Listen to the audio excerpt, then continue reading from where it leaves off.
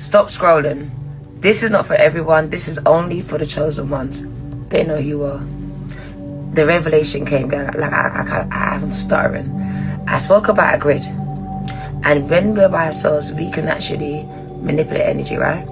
You see, when we're in places like churches and that, or even just outside, like even on the internet, wherever we are, if we're part of a soul cluster, we create a grid, an electrical, powerful grid.